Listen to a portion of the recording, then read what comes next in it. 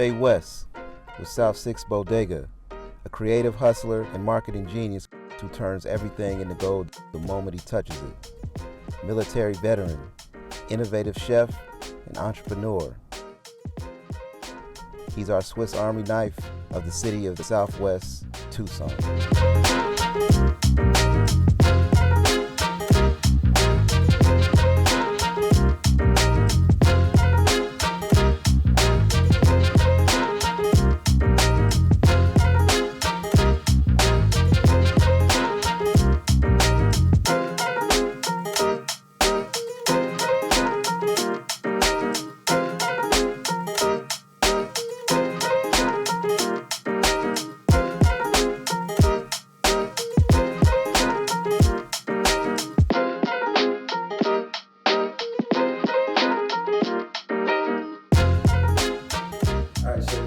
Man.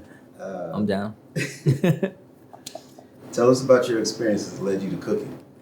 Shit. The experiences that led me to cooking are like everything in my life, you know. I started off young cooking as early as I can remember, you know, like my grandmother had a restaurant on the border. So her, my aunt, and my uncle would make like hundreds of burritos for all these migrant workers. So I'm pretty sure like that kind of like started all that off. You know, when I was like a teen, like not preteen, I went hunting with my grandpa a lot. So I shot, hunted, you know, gutted my earnings, my trophies, and we had to cook them, you know. So I learned little small things in there. When we would go hunting, I would learn how to cook hash browns, these small things, bacon, eggs for our family, you know. I take initiative in little small things, you know. Growing up, it just didn't know it was gonna come full circle, you know. Joined the military, did all these different things. That just food is just one of those things that always like came full circle everywhere, you know. So for me, you know, my experiences with food and everything, like just teaching and learning. Got out the military, you know, went to Maynard's restaurant, and when I was working at Maynard's, it's a French culinary experience. I took a $12 dishwashing job because I thought, yeah, I'm gonna get paid in 2012 for $12 to do dish work, but realized there was a whole lot more to that. You know, I had to prep other things for other chefs and other cooks that need their stuff, you know. So that kind of showed me, you know, like the preparation it takes and goes into like cooking. You know, after that, I went to other restaurants like Hermanos, Botanical Gardens, did a lot of pop-ups, and like I said, it just all came to fruition, all came full circle, like just like all my life, you know, just to see that food's always been in my life, and like at the end of it to like do the stuff that I do now, like the tortillas and all the pop-ups and stuff, like it just, I never knew like how it would come to this way, but the fact that now I'm cooking and doing that a lot, I think that's one of my passions that I have, is that like I can always like touch back on like my history of where I learned. And so it's just like learning all those little small things, and it's like one of those things that kind of like show me how to be a cook or a chef a certain way. And I've had other chefs that like showed me how not to be a good chef or a bad chef. So like you take the you know, the growing pains of like how not to do some stuff, and you know, you learn other techniques and experiences from like other chefs and stuff like that too. So like I said, from Mexico, from a young kid to like I was younger, hunting, you know, going in all these kitchens. You know, I never went to culinary school. So for me, it was like I learned some stuff from watching TV shows like Cooking a French Chef with Julia Childs on PBS. So that's one thing that like I always watched, and I never thought that like that would be one of those things that like the movie came out maybe a couple years back. I just remember watching this like, yo, I remember watching this as a kid. You know, like I said, it's just like that French culinary cooking, learning that on TV, watching all these TV shows, going into it and learning this stuff. It was just like cooking was just one way that I knew I had to have an outlet. You know, it made people happy, brought a lot of people together. So it's one of those like career paths like I still continue pursuing and want to do. You know, like I got a lot of things that I do, but cooking is one of my passions. You know, I love to cook. I love to make people smile. You know, a great way to someone's heart is through their stomach. You know, so you feed them, they're gonna love you, and there's no way that someone's gonna turn you down for creating some awesome things that you wouldn't think they would be, you know? So I think that's how my career path has gone with cooking, you know? It's just see where it goes now, you know? So that's one of those things where it may go where it leads me. Yeah, me personally, from observing you in your element and actually tasting your food and enjoying your food, loving your food, I feel like your advantage is that you can cook anything from scratch. You have this expansive imagination. Talk about the GOAT and your connection to the military. Oh man, like how you talk about that, like even before I was a chef, like I didn't know it was gonna come full circle. Like we were in Afghanistan and we had to cut a 50-gallon bucket, cut the top off, and I told the guys, you know, we'd walk on these missions. I'd say if we can get one of these goats back, you know, I can make us a good little dinner. You know, make us a nice little birria stew or some shit. And sure enough, I was on tower one day, and it was like middle of the day. Guys were coming back, and we come up the tower, and the first thing I hear is this like little noise in the background, like bah. And you just kind of think like, wait, these motherfuckers just brought a goat home, man. Like, and sure enough, you know, I had to put my money where my mouth is, and like I told the guys, I would gut it, use whatever ingredients we had available to us. You know, they had like the spicy ass chile. You know, it kind of like resembled the New Mexico red chile, so I put it all together in a pot, water. We cooked this shit with diesel. We had no real fire, so we had to put diesel and wood, and the wood never burned. It's just diesel kept burning. So we had this goat birria, like diesel flavored meat, yeah. But hey, from eating MREs every day to having something like that, it was just kind of one of those things where it's like you didn't think something like that would be so good to everyone and nourishing, you know, nourishment. Because we just, you know, these MREs and everything, but to feed other people, like your soldiers and stuff, it was like one of those things where like, damn, we have something here, you know, like people love this, it's good. Yeah. It tastes like diesel, but it took all the gaminess away. But at the same time, it's one of those things where like I didn't think people were gonna be like, yo, we can bring Chepe a goat back and he's have to cook it for us. But hey, we did, and that's one of those fun experiences that I can always look back to, be like, yo, I think I did choose the right path, you know, getting out of the military and everything too. So yeah, the diesel goat birria. That's some live shit. I know it was Spanish. The sour diesel. Now it'd be like the sour diesel. I might have to do that on the menu later. Yeah, with no diesel fill. You need to put papers on that copyright trademark. that's yours, patent. I don't think no one's gonna try to steal that. Nah, because you got the specialty, the recipe of it. So no, this is crazy though. It was awesome. Yeah. Take us to the inception of South Sixth Bodega and how it's progressed since then. Oh man, South Sixth Bodega is one of our crazy like brainchild that my friends have. You know, it didn't come up as what it is today. We first were doing like pop-ups on a moon mission. You know, I was doing pop-ups with a lot of people. They would just do like a little clothing pop-up, sell their shirts, and I'll come and provide the food. And just saw the aspect of that really taking off, you know, the food bringing people in, the clothes selling. It all went hand in hand together, you know. And then the homie Jason came in, was our photographer. You know, we had another guy who was our art guy. Now we have Thrax as our art guy. Carlos does all like the Intuit stuff, we're gonna call it, the paperwork stuff. Everyone has their job, you know. So like when we first had doing our stuff, we were doing little different things here and there and pop-ups. I didn't think us doing like separate entities together would come together to do like our own little co-op. Case in point, like a Hot Topic. You know, Hot Topic sells all different things in it. You go in there for the first time, you're like, the shirts is this. And you go to the back wall, you're like, why is this on the back wall? You know, it's all different shit. But then it was for us the same thing. We had our own things. I was selling tortillas. The guys, you know, Carlos and Thrax were selling the bus sound trade. You know, other guys were selling their brands. I was pushing my stuff, and it was like a melting pot. You know, like a big watering hole for us. You know, everyone went there. You know, if people went for my tortillas, they bought a bodega tee. You know, if someone went and bought a moon shirt or hat, they bought a bodega tee or shirt. You know, or a hat. I mean, they came buy some buy sound trade. There's a whole bunch of stuff there for people to see that we had. You know, we didn't know we were gonna create it to what it is today, and have everyone be coming to one store, like one-stop shop. You know, you can get your shoes, you get some high-beat shirts, you get some creative stuff, you can create your own stuff. It just depends on what path of avenue you want to go with, you know? And for us, is we lead everyone in the right path that we think is right for them.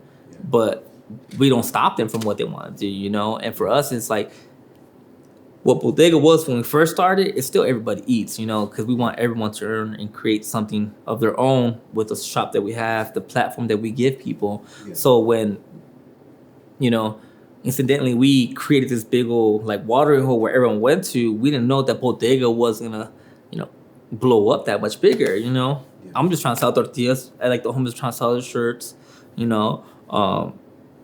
And we all just came together and created this real dope ass like, you know, Captain of Planet, you know, American team, you know. And we had this amazing team where everyone had to row and do something, and we provide an outlet for now, like other people that sell their clothes here, like Buzzin, War Baby, ASCII, you know, my rich uncle. We have an outlet for other people to do the same thing, you know. So now we have these individuals bringing their fan base in. They're buying a Bodega shirt, a War Baby shirt, or you know, Buzzin shirt with the Bodega shirt, or hat, or shoes. They're always gonna take something Bodega with them, you know. So it's like one of our things is like we still keep growing because of the people that we bring in, the entities, the other jobs, the other opportunities that we give people to get out there. You know, we had a person making beats here, Manny Miggs, and now he's making Manny Miggs is now making beats with people all over the East Coast, like, you know. I heard him with and Griselda. He did the project with yeah, man, like to me it's like I don't want nothing back from these people. I just want to see them succeed. Yeah. Like case in point, everybody eats off of this. For us, it's like I said, if somebody can take something what they're doing, we're not gonna like, you know, coerce them in whatever way we want them to be. We're gonna let them do what they want to, and may God do what they want to be with that, you know, and let that become what it is. And all I can say is, hey, we have that platform that we're allowing other people to take off with, you know. And now Bodega is this big old powerhouse of what I feel is a powerhouse of clothing, merchandise, you know, things that are up and coming, the big thing that's like new shoes or, you know, the new fashion. We want to be that shop where people will say, oh, where do you go get this stuff at? We go, you come to Bodega, you know, like the store says, you know, you put the jewelry on to go to the Bodega. Like people want to stand down, show up when they come here, you know. People want to like see Bodega be successful, and some people don't. But to us, it's like we stay in our lane, we focus on what we need to do, and just stick to that, you know, because like I said, at the end of the day, we're just gonna continue doing what we're doing, whether you like it or not. But a lot of people like what we do, you know, so it's just we're doing something right, and we're gonna stick to their guns and just keep pushing South Sixth Bodega forward. Anyway, we have our 50th anniversary is coming in March, so it's like there's some people that didn't even told us that we wouldn't last 6 months, you know, a year. And to say like we are here 5 years later, like I couldn't tell you we wouldn't be here. I couldn't tell you that the things and goals that we've accomplished in that time frame are what we expected in the first 5 years. You know, I think we succeeded and surpassed a lot of our goals that we wanted to do, and I'm still doing that. And we have a long future ahead of us too. You know, like I don't think that we're gonna be going anywhere anytime soon, and we're here for the long haul. You know, it's just we're the new big brand in Tucson, and people will respect it. Some people won't, but who's been doing it for so long and been doing it at the same level forever? You know, like I don't think anyone can compete what we're doing, and still giving people opportunity. It's not about us, you know what I'm saying? Most people that are doing that success is about them and their group of people, and we're still here, successful, and giving other people outlets to be successful, you know?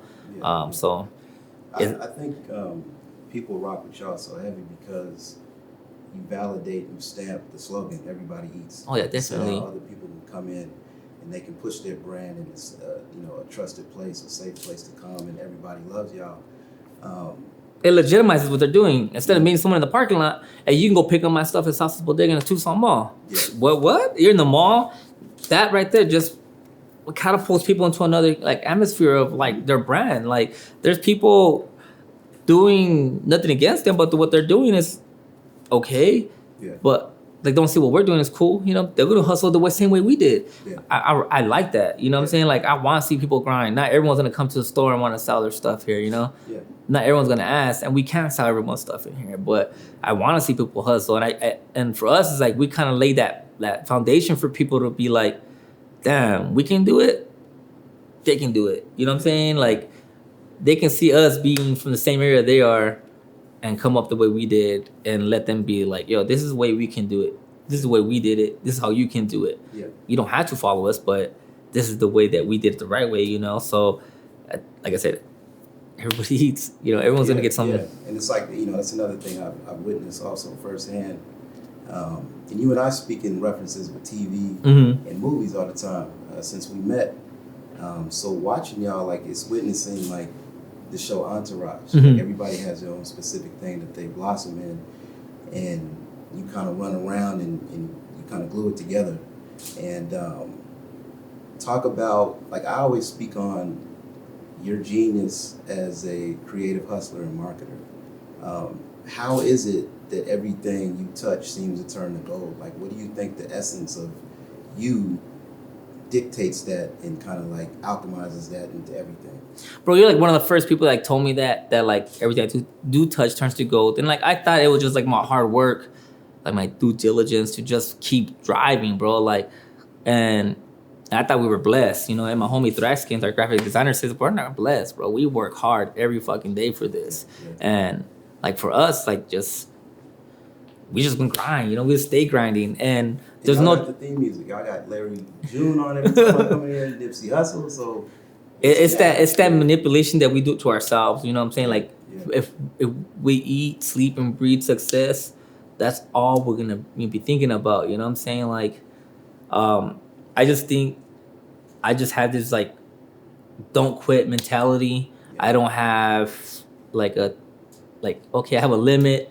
I'll go until I'm dead tired. You know, I'll work my ass off, get drunk, party with the homies till like 2, 3 o'clock in the morning. Same. And I'll be up the next day at 6, 7 o'clock, back to work, doing what I gotta do. And people are like, yo, you're a fucking robot. How you do this? I just feel like if I don't do this, who's gonna do it? If I slack off, people are gonna slack off. If I fucking, you know, if I just take a fucking piss, everyone's gonna take a piss. You know what I'm saying? Like, people turn to me and be like, hey, what should we do? What's the next move? I take that as like, they come to me for like what are we gonna do next, man? Like as a leader, you know what I'm saying? Like, so I gotta take that as like the best way I can and, you know, guide my men the right way. You know, we were in war once, you know, I was in Afghanistan. So like, if I can lead men through war, ain't shit gonna lead men through fucking streetwear brand or a clothing store, you know what I mean? Like, there ain't nobody shooting us here. Ain't nobody trying to kill us. We're trying to pay rent. We're trying to pay our bills, you know? So for me, it's just like, there's no quit attitude. I just don't fucking stop for anything, you know? And for me, like, I feel like anything I touch is successful because what I bring to it, you know, the drive, the ability to just not quit, you know, not take a no for an answer. I think I've been told no and had doors slammed in my face so many times that I'm just numb to that shit. Like, people be like, hey, I'm gonna go do this. They're like, what? That's crazy. But I'm there at the doorstep knocking on motherfucker's door because how else are you gonna reach someone if you say, I'm just gonna walk to someone's door? Hey, yo, you wanna do that? Yeah, it's that simple. If I get a no, at least he knows who the fuck I am. He knows my pitch. He knows what I'm trying to do. So if that motherfucker does what I'm doing, we know I'm doing this.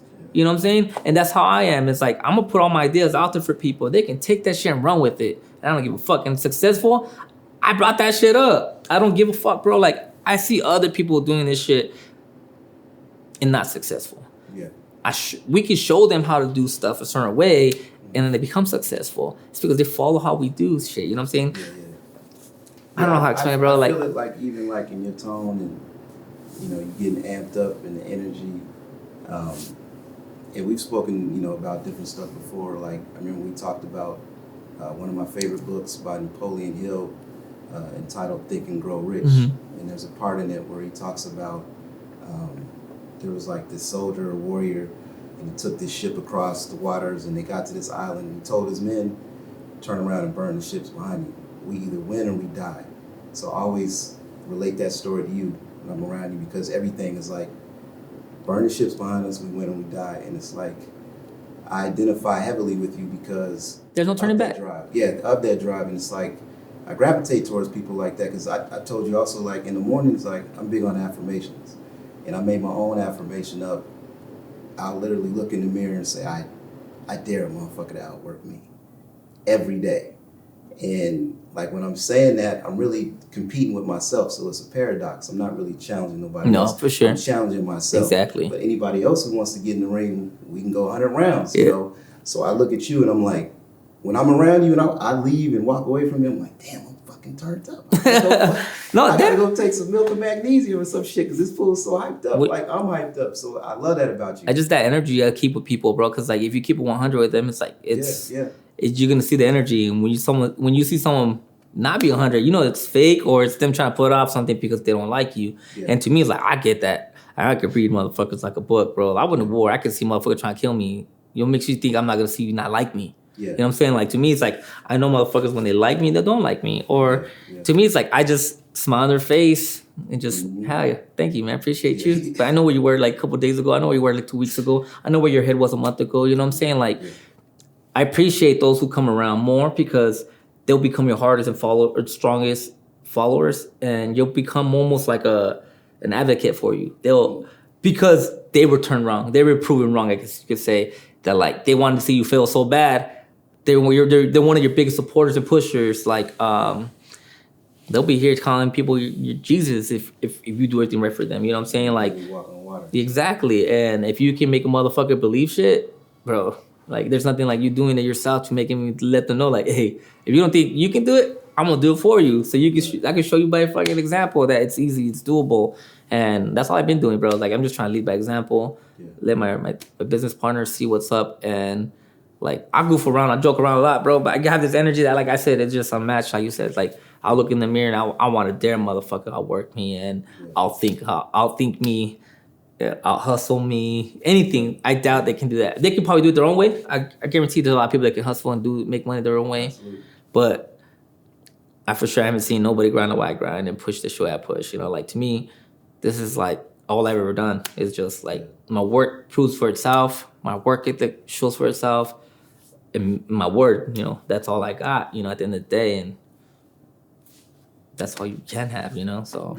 Yeah, being that we're in the magnificent Southwest, how does Tucson inspire you from a creative level, and what artists in particular inspire you here in the city? Man, in the Southwest, man, it's just so different because Southwest doesn't really get any love like that, you know? To try to create or think of anybody that really come out of Southwest that's really big, you know, you really think about like LA. They don't really think of like Arizona or like, you know, New Mexico. So like artists come out of here, like Cash is one of them. All the local artists I really look up to, you know, like Jay Bailey, all these dudes, you know, they're just here grinding, you know, Askies, the Cash Lansky's, fucking the Tommy Wills, all these dudes I've been seeing like grind since day one, bro. Like they're doing their thing, you know, and they're actually are artists, you know, because they're pushing albums, they're doing this stuff, you know, and like I see people here in town. I don't look up to like other people as like chefs or anything like that because I don't really try to aspire to try to go towards a certain direction. Mm-hmm. I look at other people and see how their drive is and their aspirations and inspirations are to doing things for other people, you know, and for me, it's like when I see other people like that, like artists here in town doing stuff like that, it just gives me the drive to see like, yo,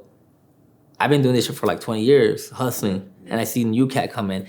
It gives me that pride, like, yo, Manny Meg is not even like fucking, I want to say like, I don't know how long he's been doing beats for, but like just see him, how far he's gone. You know, Jay Bailey's like, he's in jail for a while, bro, and he got out, started making music, making beats now, some hot ass shit, you know what I'm saying? Like, there's people everywhere doing stuff that like, they're very like inspirational to me.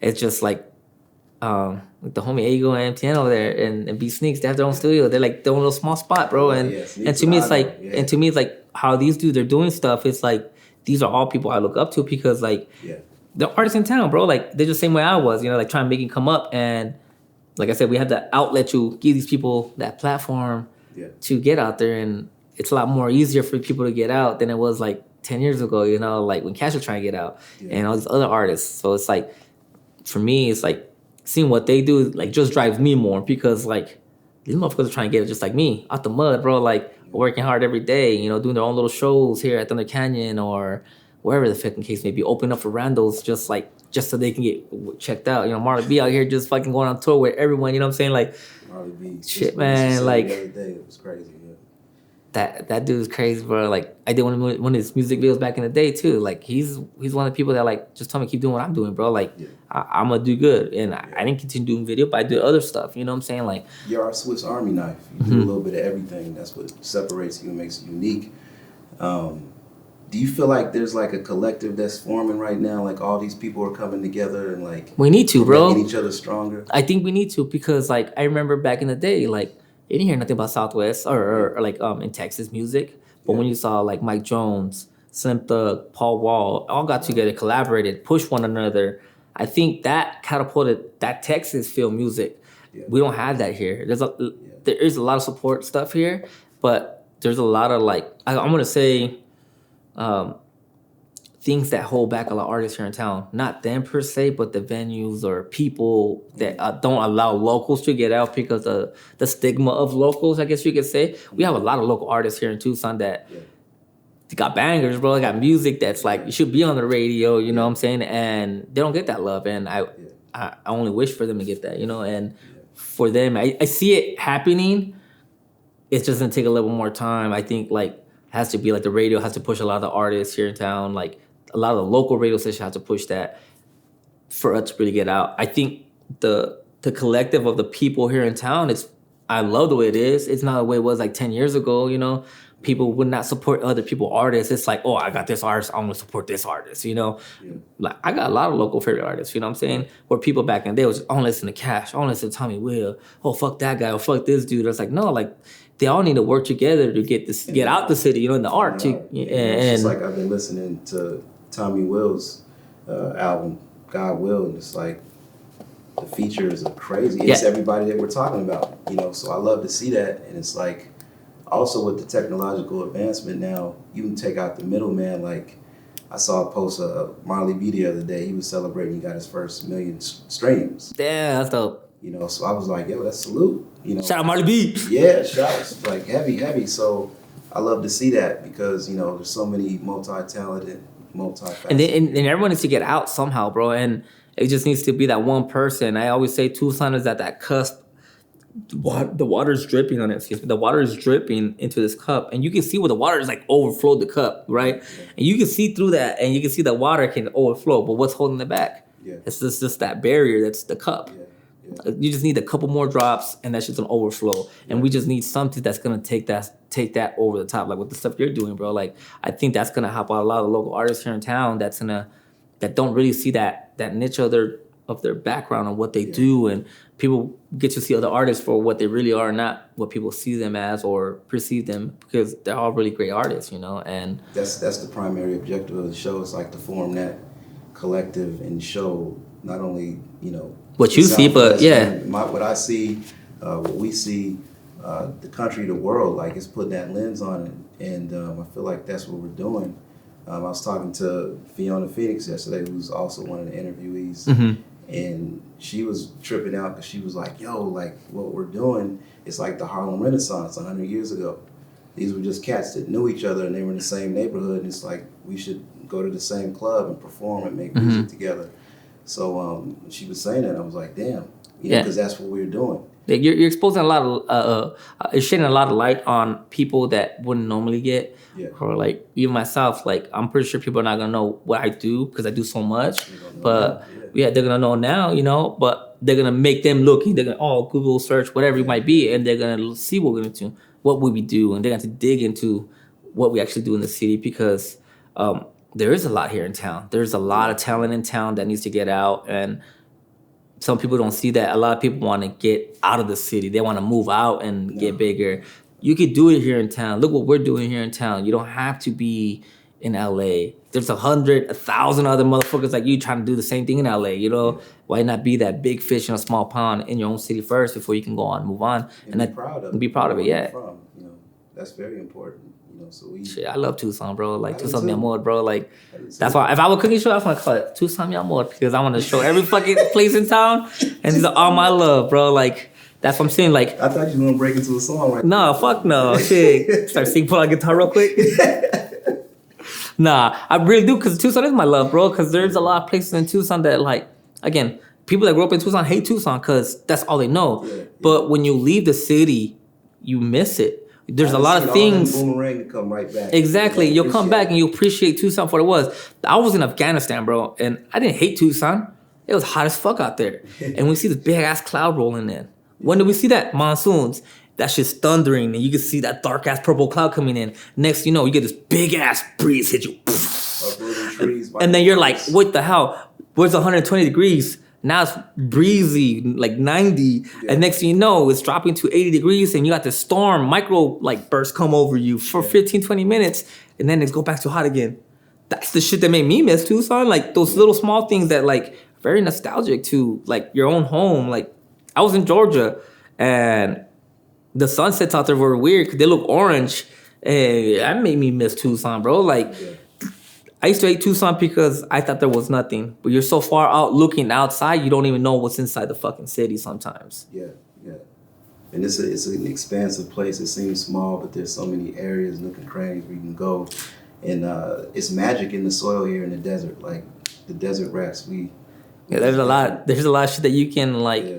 Especially you gotta be resourceful being in the desert. You gotta figure out stuff to do. That's why it's called the Mecca culinary of the world, bro. Like, there's so much here, so many cultures and doing food and using the natural resources and stuff here. It's like it's the same thing with all the artists that's here. Like, there's so much here that's deeply rooted in Tucson that people don't understand, like how dope Tucson is. Like. And then going back and knowing and learning that Tucson used to be in a small, old school LA where they did a lot of filming here. Like, there was movies being filmed every weekend here.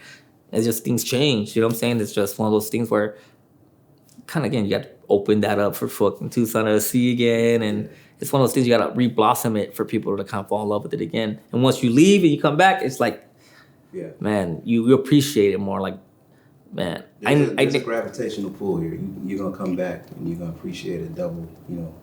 Because it's just here. Yeah, people say keep Tucson shitty, but keep Tucson shitty. Why? Like, there's so much beautiful things here in Tucson. There's nothing really shitty other than people's experiences they've had here, you know? Yeah. And a lot of people slide through here on the low. Like, people. Yeah, even Biggie Smalls said it, you know what I'm saying? Like, Arizona Ron from Tucson. I was quoting that all the time. Like, so. And, you know, we were in the rap. You hear that shit? Yeah, and was looking for Arizona Ron, too. So. Yo, you know what Arizona Ron's? Yeah. So what advice would you give young entrepreneurs coming up that are seeing this and seeing you? What should they do? Man, I'll tell them, and don't take no for an answer. Don't get discouraged. Like, just keep driving, bro. That's what I was telling, keep your nose to the grindstone. Keep grinding, because you'll be fucking sharp enough one day to look up and see everything, and everything be there, fold up for you. Like, bro, I don't know how many times I've been told just to keep my head down and just keep working, and just everything will come to you, bro. Like, it does. And you might have some hard ass times with some of the shit that you deal with. You might have some, like, people pass away or whatever your case may be. You might breakups with family members. It just, whatever it may be, you just got to keep pushing. You got to work hard, because at the end of the day, that's all you got is yourself, and you just got to keep working hard. If you have family, kids, you got to push for them. You know what I'm saying? Like, to me, there's no stop for this. Like, until I'm like 6 feet deep, like, that's the only way I'm going to stop, bro. Like, shit can fall apart around me. I just know what I got my plan, and it's going to be that, and it's not going to change. And nobody can tell me nothing. Like, I know what my path is, and if you feel the same way, you just got to stick to that. You know what I'm saying? Like, obviously with you in your book and your writing and thing, you know what I'm saying? Like, did you think you'd become an author? No. You know what I'm saying? Like, these are things that led you a certain way to get to where you were, but at the same time, you just have to be driven, not stop for anything, and just work your ass off. You know, that's all you got to do. That drive. Talk about your plans for the future and how people can find Shay West and social media platforms. For my future, I'm just trying to, like, get out there more, get more eyes on what we do. I'm trying to, like, do a cookbook with you, you know what I'm saying? Be published.